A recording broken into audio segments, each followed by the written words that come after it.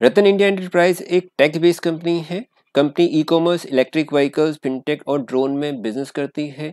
तो आज की इस वीडियो में हम एनालाइज करेंगे रतन इंडिया एंटरप्राइज के शेयर को और जानेंगे कि शेयर का शॉर्ट टर्म और लॉन्ग टर्म टारगेट क्या है शेयर का रेसिस्टेंट और सपोर्ट लेवल, और क्या लेवल है जहां पर हमें इस शेयर में एंट्री करनी चाहिए और हमें एग्जिट करना चाहिए। तो बने रहिए मेरे साथ इस वीडियो में शुरू से लेकर अंत तक, जहां हम आज एनालाइज करेंगे रतन इंडिया एंटरप्राइज के शेयर को। साथ ही दोस्तों, यदि आपको इस वीडियो से रिलेटेड कोई भी एडिशनल इन्फॉर्मेशन चाहिए तो आप मुझे प्लीज कमेंट बॉक्स में लिख के दीजिए, जहां पर मैं आपको पूरी कोशिश करूंगा उन आपके जो भी क्वेरीज हैं उसको सॉर्ट आउट करने की। तो आइए मेरे साथ हम आज एनालाइज करते हैं रतन इंडिया एंटरप्राइज के शेयर को।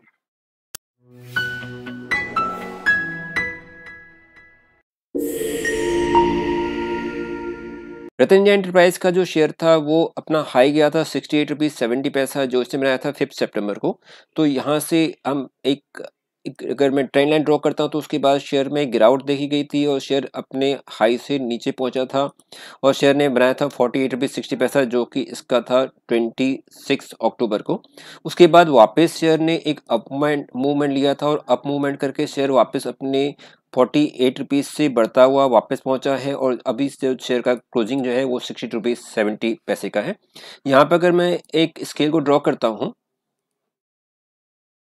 तो मैं यहाँ पे स्केल ड्रॉ कर रहा हूँ, तो यहाँ पे हम देखेंगे कि जो शेयर है अपने 10 डेज के अंदर, यानी 10 ट्रेडिंग डेज में शेयर 15 रुपये चढ़ा है अपने उसके लो से।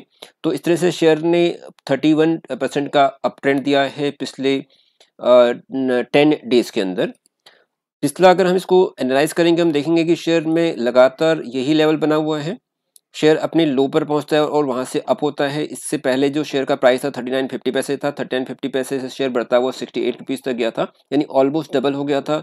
जो इसका प्रीवियस लो था जुलाई 23 को, उससे पहले लो था शेयर का 28 मार्च को।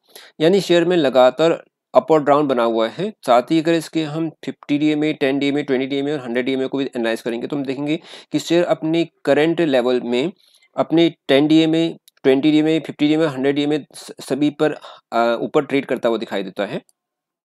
तो इस समय जो शेयर में अप ट्रेंड हमें दिखाई देता है वो क्लियरली एक आगे की ओर जाता हुआ दिखाई देता है। शेयर आज जो इसने हाई अपना बनाया था वो था 64 रुपीज 10 पैसे का, क्लोजिंग इसने दी थी 60 रुपीज 70 पैसे की, और आज का जो इसका लो था वो था 60 रुपीज 25 पैसे का। तो आज शेयर में 5% की क्लियर एक अप ट्रेंड बना हुआ था। तो इसके बारे में थोड़ा हम और जानकारी लेते हैं। रतन इंडिया एंटरप्राइज का शेयर NSE और BSE दोनों स्टॉक एक्सचेंज का रजिस्टर्ड है। मार्केट कैप्चरिंग है कंपनी की 8644.91 करोड़ रुपीस की। शेयर अपने लो 30 रुपीज से बढ़ता हुआ 68 रुपीज 75 के हाई तक गया था और एट प्रेजेंट क्लोजिंग है 60 रुपीज 54 पैसे की। तो शेयर अपने हाई के ऑलमोस्ट नियर में ही है। साथ ही अगर हम वॉल्यूम देखें तो काफी अच्छी वॉल्यूम शेयर के अंदर है। कंपनी के अगर की डाटास को एक बार हम एनालाइज करेंगे, हम देखेंगे जो पी रेशो है वो 29.45 का नेगेटिव है। यहाँ ध्यान रखने वाली बात है कि जो पी रेशियो है कंपनी का नेगेटिव है। नेगेटिव पी का मतलब होता है कि जो कंपनी के जो लायबिलिटीज हैं वो कंपनी के एसेट से ज्यादा हैं। तो यहाँ पर एक बात बहुत जो इम्पोर्टेंट है वो ये है कि यहाँ इसका मतलब ऑलवेज ऐसा नहीं होता है कि कंपनी का जो P ratio negative means company की लायबिलिटीज ज़्यादा हैं। कभी कभी होता क्या है कि जो कंपनीज अपने ग्रोथ के लिए लोन ले लेती हैं, चाहे शॉर्ट टर्म हो या लॉन्ग टर्म हो, अपने उस केसेस में कंपनी का पी रेशियो ज़्यादा हो जाता है। मीन्स कंपनी के एक्सपेंसेस ज़्यादा होते हैं, कंपनी की लायबिलिटीज ज़्यादा होती है, तो कंपनी का पी रेशियो उस केस में नेगेटिव हो जाता है। तो नेगेटिव का ऑलवेज मीन्स वो किसी भी केसेस में एडवर्स इफेक्ट नहीं होता है।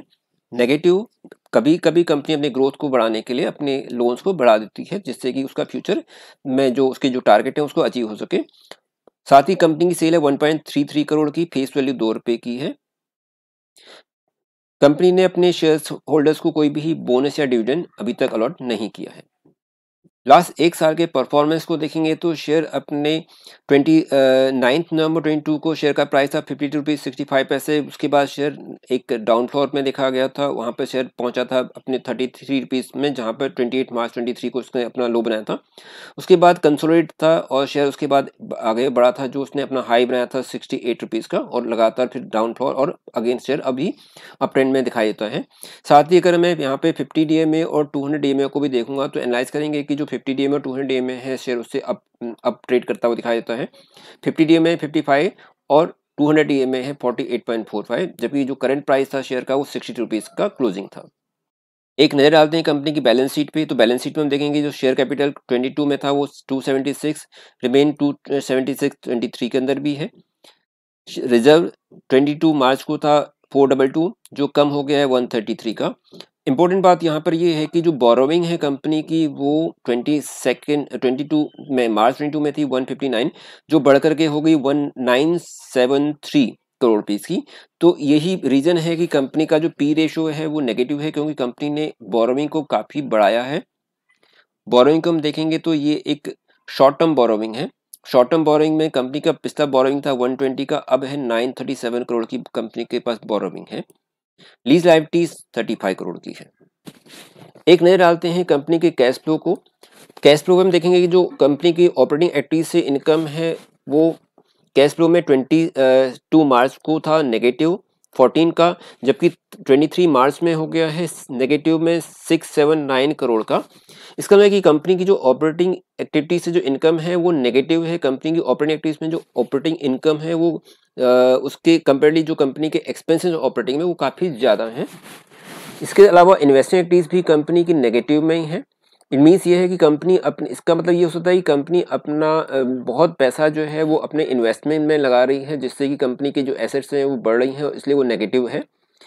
थर्ड, अगर हम कंपनी के फाइनेंशियल एक्टिविटीज को देखें तो फाइनेंशियल एक्टिविटीज में जो 22 मार्च को था वो 117 था जो बढ़ करके हो गया 730। तो कंपनी ने बोरोविंग किया है, जो कंपनी की फाइनेंशियल एक्टिविटी से जो इनकम है वो 730 करोड़ की है। डेफिनेटली कंपनी ने कोई नए शेयर इशू नहीं किए हैं, तो कंपनी ने बोरोविंग्स ली है, जिससे कि उसका जो बोरोविंग पिछले मार्च 22 के कंपेरेटिवली काफ़ी ज़्यादा बढ़ गई है, इसीलिए कंपनी का पी रेशियो है वो भी नेगेटिव है। आइए देखते हैं कंपनी के शेयर होल्डिंग पैटर्न को। शेयर होल्डिंग पैटर्न में प्रमोटर्स की हिस्सेदारी है 74.86% की, एफआईआईस की इसके अंदर हिस्सेदारी है 9.4%, डीआईएस का है 0.4%, पब्लिक का इसके अंदर है 15.6 का और अदर्स का 0.1 है। तो इस तरह से जो ओवरऑल जो इसमें प्रमोटर्स की हिस्सेदारी काफ़ी अच्छी है और सेकंड इसमें हिस्सेदारी है 15.6 की, वो है पब्लिक की। वापस आते हैं अपने चार्ट पैटर्न पे। तो चार्ट पैटर्न में जैसे मैं बताया था कि यहाँ पे इस तरह से क्लियर वी शेप बन रहा है, जिसमें कि शेयर पहले डाउन फ्लोर में आया था और अब शेयर में एक अप ट्रेंड है। साथ ही वॉल्यूम भी बड़ी है और अगर हमें आरएसआई को देखूँ तो आरएसआई में भी अप ट्रेंड है। यहाँ से अगर स्केल ड्रॉ करता हूँ, यहाँ से अगर मैं एक ट्रेंड लाइन ड्रॉ करता हूँ तो ट्रेंड लाइन में क्लियरली दिख रहा है कि जो आरएसआई है वो बढ़ रहा है शेयर का, यानी कि यहाँ पे जो बायर्स हैं वो सेलर्स पे ज़्यादा एक्टिव हैं, बाय ज़्यादा एक्टिव हैं कंपेयर टू सेलर्स, इसलिए शेयर प्राइस बढ़ रहा है। तो मेरा ये मानना है कि शॉर्ट टर्म में जो शेयर का जो टारगेट है वो 66 का फर्स्ट टारगेट है जो शॉर्ट टर्म है, यानी कि मैक्सिमम आप एक वीक का मान के चलिए कि जो प्रेजेंट लेवल है उससे एक वीक में या 10 डेज में मैक्सिमम शेयर अपने करंट लेवल से 66 तक पहुंच सकता है। और अगर उसने अपने पिछले हाई को ब्रेक कर लिया तो उसके बाद शेयर नेक्स्ट जो टारगेट होगा वो 75 का होगा। साथ ही आप इसके अंदर जो एक स्टॉप लॉस लिखेंगे वो 54 रुपीज़ का रहेगा। तो इस केस में आप एक शॉर्ट टर्म के लिए अगर आप इन्वेस्टमेंट करते हैं तो नेक्स्ट जो इसका टारगेट रहेगा वो 66 रुपीज़ का रहेगा। दोस्तों, किसी भी शेयर में इन्वेस्टमेंट करने से पहले उस शेयर के बारे में आपको सभी रिस्क एंड रिवॉर्ड्स को जान लेना चाहिए। आपको अपनी आवश्यकताओं को देखते हुए किसी भी शेयर में इन्वेस्टमेंट करना चाहिए, तभी आप किसी भी शेयर में इन्वेस्ट कीजिए, क्योंकि शेयर मार्केट में काफ़ी वॉलेटिलिटी रहती है। शेयर जितनी तेजी से बढ़ते हैं उतने ही तेजी से नीचे भी आते हैं, इसलिए शेयर बहुत रिस्की होते हैं। तो किसी भी शेयर में इन्वेस्टमेंट करने से पहले आप उस शेयर के बारे में अच्छे से जान लें, तभी आप उस शेयर में इन्वेस्टमेंट कीजिए। यदि आप मेरे चैनल नए हैं तो प्लीज़ मेरे चैनल को लाइक एंड सब्सक्राइब करना बिल्कुल ना भूलें। Thank you for watching.